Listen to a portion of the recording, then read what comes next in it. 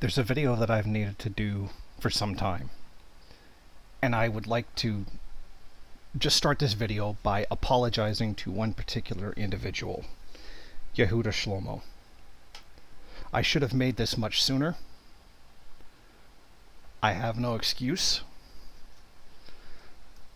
All I can say is that I was quite worried, and to you, I apologize. To everyone else, hold on, because this is going to be something. Many of you remember that a couple of years ago, 2019, I did a video on the massacre that took place in Arizona, and the video on the group formerly known as Midnight Productions and the human trafficking that flowed forth, and their connections to Zionist entities, white supremacist entities, and the Maricopa County Sheriff's Department.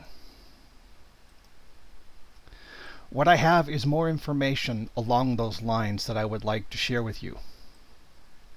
Now, this new information I present to you as it was presented to me, an affidavit by a man who witnessed some of what it is that I'm talking about here.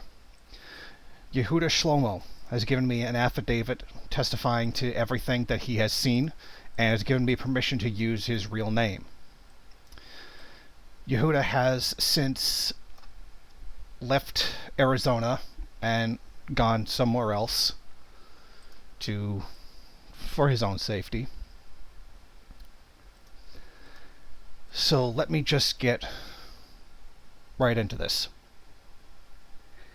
It has long been suspected by people that there is some link between Child Protective Services and human trafficking. Nobody has been able to adequately prove anything. And in fact, as I researched it and learned more, which will be coming in a future video, most of it comes from conspiracy theory type blogs.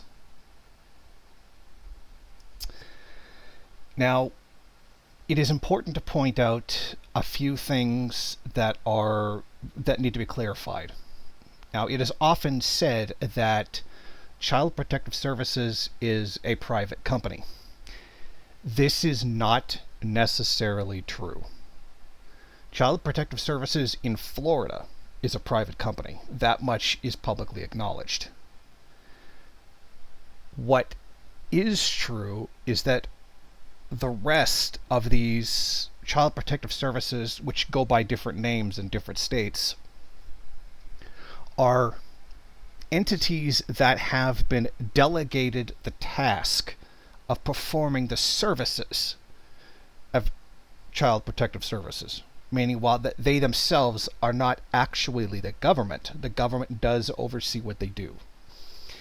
This does not necessarily make them private companies.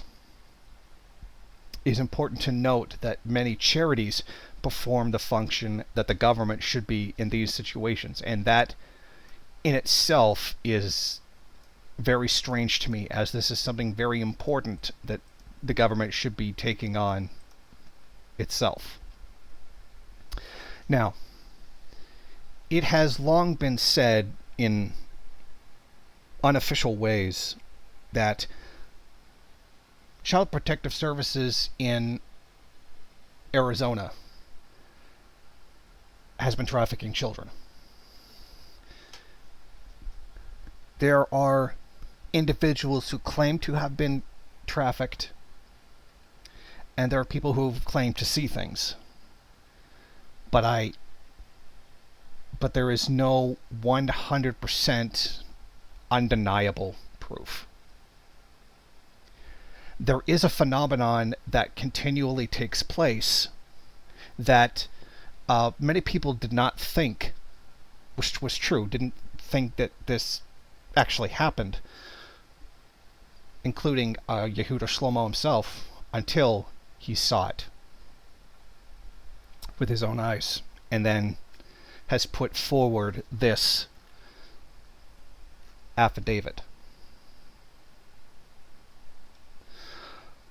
I will read to you what he has to say from his look into the situation. What I am about to read are his words directly, not mine. It is believed by many that Arizona's Child Protective Services is under the control of Midnight Productions. I did not believe this before, but I do now. If a family has a blonde-haired, blue-eyed child and they are under investigation, it is very likely such a child will be taken by Child Protective Services. Such a market exists for white families who want Aryan children. What I am reporting is not a new claim. To openly proclaim this is a good way to get discredited. Arizona's Child Protective Services targets the poor. Something not well known is that Arizona's Child Protective Services is not a part of the government. CPS is employed by the state, but it is not a part of the state. Many women, mostly mothers, have said in many different ways no other public agency leaves victims and advocates more perplexed than Child Protective Services. The poor families, especially black families, are the ones harmed by CPS the most. Not just in Arizona, but throughout the United States. The CPS practice of removing or threatening to remove children from homes is not justifiable. The level of proof of abuse claims which CPS required to put forth is so minimal that it provides parents with almost no protection against discriminatory, prejudiced, or abusive exercise of power by CPS. Child Protective Services targets dissident families. This is why black families are forced to deal with CPS more than any other families. As the black population in America grows and more uncomfortable with the origins and ongoing colonial behavior of the United States of America, which they are direct victims of, the more black families become the target of CPS. CPS is effective in this regard because many social workers are black themselves. There has always been such a low evidence burden on CPS, giving them control over countless families. Children are kidnapped by CPS. This is a truth which is not allowed to be said. In cases where one of the parents is abusive and the other is seeking help from CPS, the parent seeking the help is usually the one who ends up under investigation. The kangaroo court rules of the CPS/juvenile rules of conduct make it nearly impossible for the parent to defend him or herself, especially against such vague accusations placed on loving mothers, such as she knew or should have known, or even the more common, failure to protect, none of which constitutes a crime in any criminal system. Typically, it is a lose-lose situation for loving parents. The CPS juvenile court system is by design secretive, wealth-based, white-controlled, and abusive. There are 4 instances in the city of Phoenix, Arizona, which are similar to each other. There are many more instances I have heard of, but I will only bring up 4 instances of which I was eyewitness to. All of these incidents include Mexican woman in a car which breaks down. In all 4 of the instances, there are children in the car and the mother tries to seek help for her broken down car. In all 4 of these instances, the mother is confronted by local police who just happen to have called a CPS social worker. All 4 of these events end the same way. The children are taken and coerced into a car with a white couple who promise to take care of the children until the mother is cleared of all suspicions. I am convinced that local law enforcement in Maricopa County is systemically anti-Mexican. There is a growing outcry by Native Americans to reclaim the lands of Arizona, California, and Texas, as well as the country of Mexico. The louder this outcry gets, the more Native Americans are targeted by law enforcement. The more Native outcry gets, the more Native Americans are targeted by law enforcement. The more Native Americans and mixed Mexicans question the validity of Mexico, the United States, and Canada, the more they are targeted by police, especially Latino American police, with a good tan but are visibly Spanish and dominated in the facial features. Native Americans and mixed Mexicans are also very popular for consumers to watch rape films sold by Midnight Productions. These films are so popular among the customers that this genre of porn put out by Midnight Production is second only to the popularity of snuff films hacking transgender teens to death with big kitchen knives. Children taken by CPS often end up in videos put out by Midnight Productions. But the market for watching Mexican children get raped is becoming almost as popular as the snuff films involving the murder of transgender teenagers. I used to think that this was just a rumor, but I have the opposite position about this now. There is no doubt in my mind that Arizona's Child Protective Services is under the control of Midnight Productions. It is very hard to document this without confronting colonialism, but I will try to make this as professional as possible. There are now 4 instances with CPS which I document here in this affidavit. I am eyewitness to all 4 of these events. I hope this raises awareness. That was his portion of the document, and he does outline some instances here which I will give him in his exact words so that there is no misunderstanding, and I will begin those now. March 3rd, 2018. I was walking up to the Valley Luna restaurant with a date, but we ended up cop watching instead. We were in the Bell West Plaza. The Val Luna restaurant I am making mention of is very popular. It is located at the corner of West Bell Road and North 35th Avenue, 3336 West Bell Road, Phoenix, Arizona, 85053. Me and my date were walking over to the Val Luna restaurant. I don't know for sure what time it was, but it had to have been between 11:30 a.m. and 12:30 p.m. Behind us, from somewhat of a distance, we heard an explosion. At one of the driver's entranceway, a car broke down. In the car was a Mexican woman with a young girl in the back seat. She made a call on her cell phone demanding whoever it was on the other end of the phone pay up because she had not received any child support. My date walked over. I was hesitant, but I followed. 6 cop cars came over very quickly and detained the woman. Out of one of the cars, a white woman and a white man came out with an Asian policewoman. Out of one of the cars, a well-dressed, manicured woman stepped out with a Latino policeman. The well-manicured, well-dressed woman shook hands with the white man who was next to the white woman. The well-dressed and well-manicured woman shook the hand of the cop who had detained the woman in her car, and I heard her say, "I'm with Child Protective Services," and the policeman said, "Nice to meet you. I was hoping you could unburden me." Her reply was, "Not a problem, officer. I do this every day." She then lowered herself to the eye level of the young girl and said, "I have a new family for you. Would you like to meet them?" The girl screamed, "Mommy, mommy," reaching for her mother, who was in the back of the police car. The policeman grabbed the girl by the neck and told her, "This is for your own safety," and she was given to the white couple. The girl and the white couple went into one of the police cars, which left very quickly. I turned to my date and said, "This is unreal." He looked at me rather disgusted and said, "This is Arizona. Where are you from?" When I tried to tell him that I was actually born in Arizona, he scoffed. He could not believe me. So after this event, I offered to drive him home. He accepted my offer. When I look back at this moment, I too would have been disgusted with me. I know what Arizona is. This event remained in my mind as an isolated event. June 6, 2020.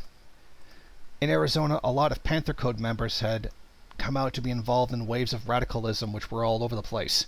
This compelled me to go back to Arizona again, which I would have done because the events of May 27, 2019 made me want to stay away from Arizona forever. Besides, the majority of eyewitnesses who saw what happened in 2019 were black, which by itself makes the account of what happened seem unreliable to most authorities in Arizona. But I did come back to Arizona the date of May 30th, 2020. How could I not? On the day, May 25th, 2020, Dion Johnson, a black man in his late 20s, was killed in Phoenix, Arizona. This happened on the exact same date as the murder of George Floyd, so I had to go back to Arizona. June 6, 2020 was a day which I can never forget. I'm not sure of the time of day, but it would have been around 9 a.m. for sure. I was driving. I was on the road 19th Avenue and Northern. A car broke down in front of my car, so I went out of the car to see if I could help. In the car there was a woman with 3 sons. I helped her get to the nearest gas station. She was wearing a mask, so was I, so were her 3 boys, and her 3 boys were all Mexicans. As we come to the gas station, a CPS social worker woman comes up to us and said, "Hello, I am from Child Protective Services." And the Mexican woman asked, "What do you want with me?" As this happened, I was approached by 2 policemen who aggressively came in front of me and saying that I had to stand very still. They arrested the woman on the charge of child abuse, and the social worker took the 3 boys away. I was then questioned for 2 hours as to how I knew the woman. I explained each time that I did not even know her name or the names of the three boys. I just wanted to help her out. Both of the cops were white. One of the cops told me after seeing my driver's license that I was doing a disservice to the Jewish race by not moving back to Israel. When I told him that I was not from Israel, he threatened to arrest me. So then I had to apologize and admit I am from Israel. I also promised to move back as soon as COVID-19 was over. This event taught me that these events with CPS discrimination against Mexican women are very real. I looked as far into this as I could during the following days. I found out there was a demand for Mexican children in porn.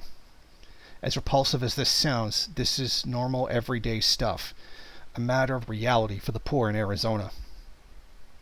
They are expected to accept such a reality. They have no say in what happens to their children, especially if they are Mexican parents with Mexican children.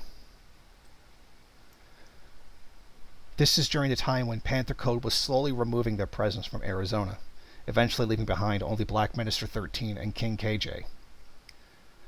I was at 35th Avenue in Dunlap. I was at the infamous Cortez Park. I was going to be meeting with the Arizona Rebellion. I wanted to understand their point of view on certain matters. A green minivan was driving away. It broke down as it was driving away from the parking lot. Then a cop showed up, a little more than 5 minutes later. Two policemen came out of the car and forced a woman out of the car, and they pulled a boy and a girl out of the van. This was a very aggressive scene. The woman and the boy and the girl were all Mexicans. One of the cops was white and the other cop was black. Two CPS social workers came and greeted the cops. One of them was a man, the other was a woman. I wasn't shocked by this because the man said, "Hello, officers, we are from Child Protective Services," as he reached out his hand for the cop to shake. The black cop shook his hand rather firmly. Some background to this must be given. I was in Las Vegas sometime during February 2020. I saw an alt-right demonstration of some kind, and I saw a JDL man with a National Socialist Movement woman.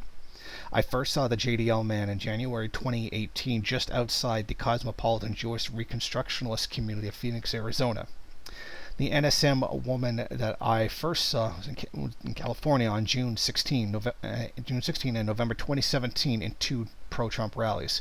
I saw both the JDL man and the NSM woman together February 2020 in Las Vegas, Nevada. Both of them were right there greeting the police. CPS social workers.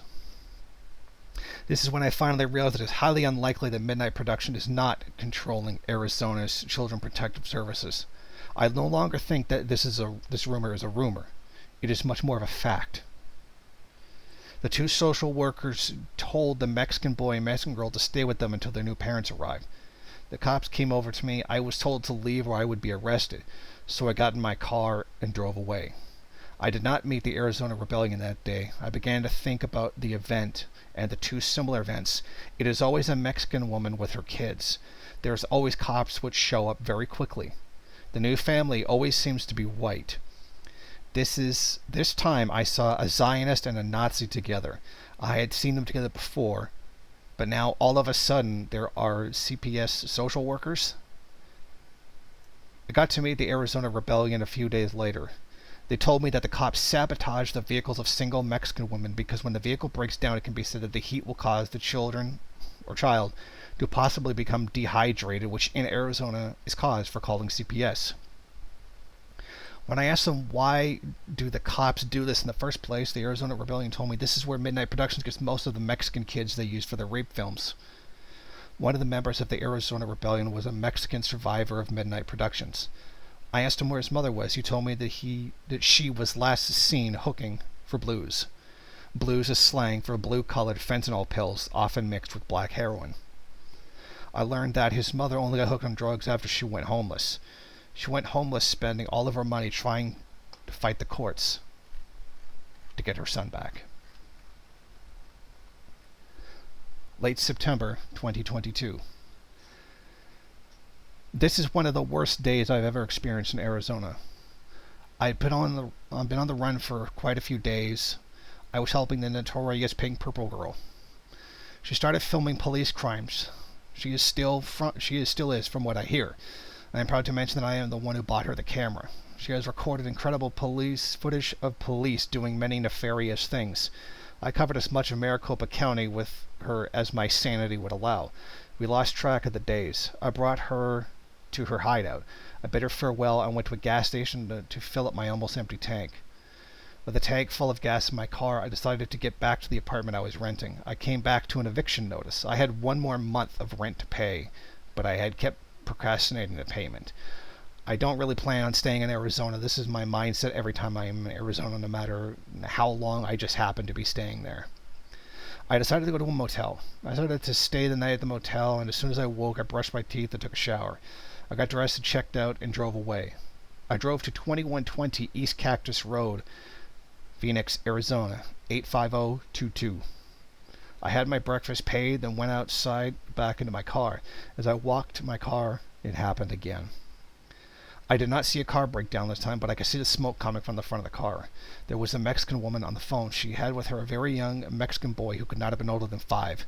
I realized what was going to happen, so I decided to help her, just so I figured out what was going to happen so they could be prevented. I approached her, asked her if she needed her kid needed a ride. She thanked me and said she was very grateful. Then a cop car pulled up. A black limousine pulled up next to the cop car. Coming out of the limousine was a short white woman. Then 2 policemen in the cop car came out of the car.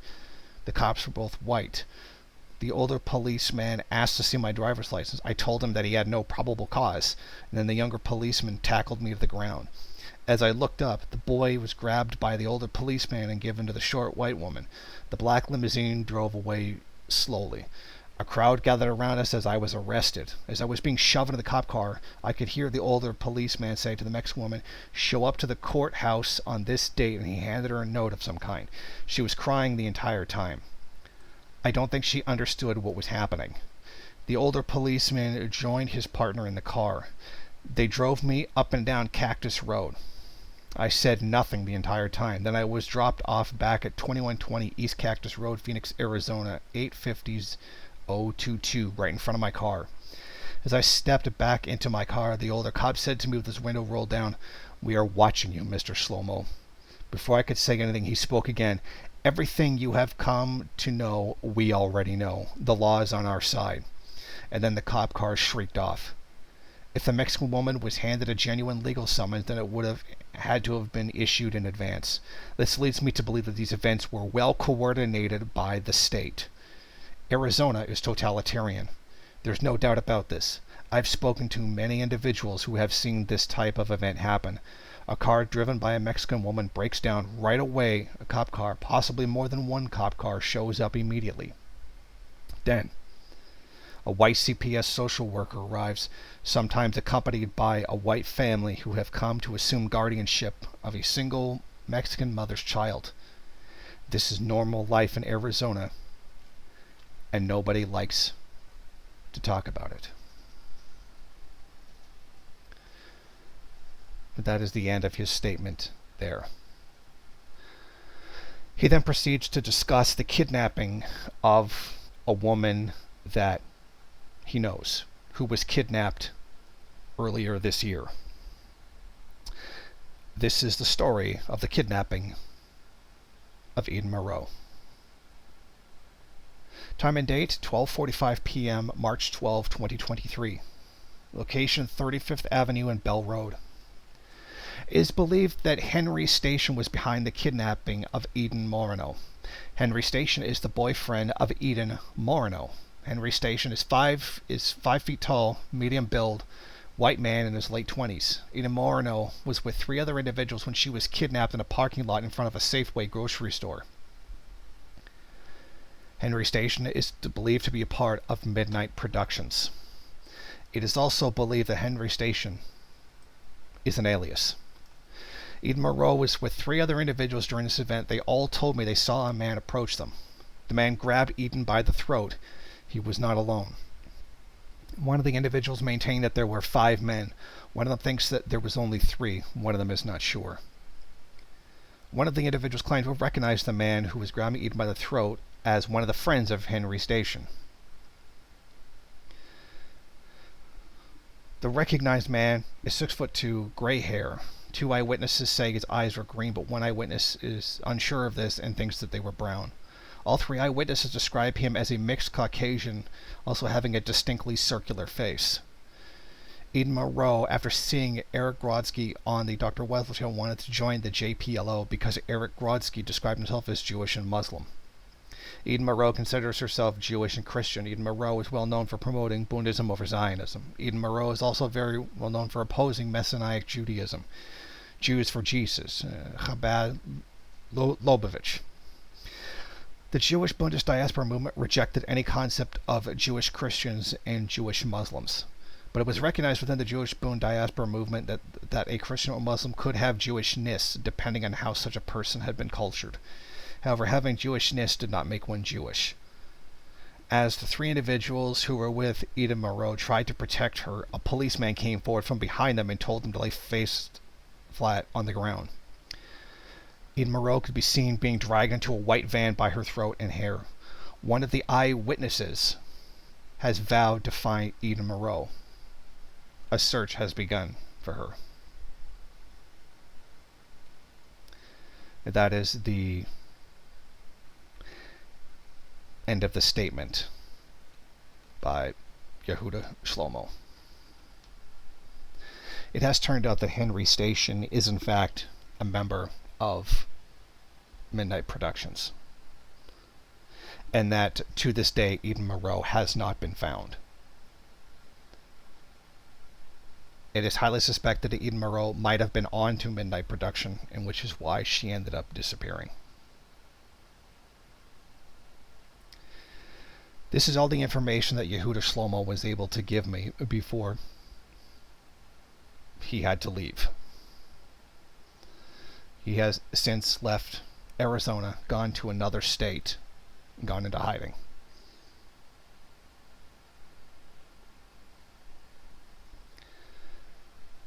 There is much more that someone can find when they begin searching into the history of CPS and the allegations of human trafficking. Something that I hope to take on more of in the future as I perform more research along these lines. Until that time, I wanted to get this statement by Yehuda Shlomo out there. He specifically gave me this affidavit with his real name and permission to use his real name in order to get this information out. And I have had this information for some time and was really going over what was the best way to present it. I want to thank you for watching. I hope that you can take this information to heart and keep it in mind. Hopefully raise some awareness. And if you do happen to live in Arizona, please be very careful. Thank you for watching. If you like this program, then please head over to my Patreon page and set up a monthly donation. It's your donations that keep this program running. Also, if you would like, please rate, comment, subscribe, and share in various social media.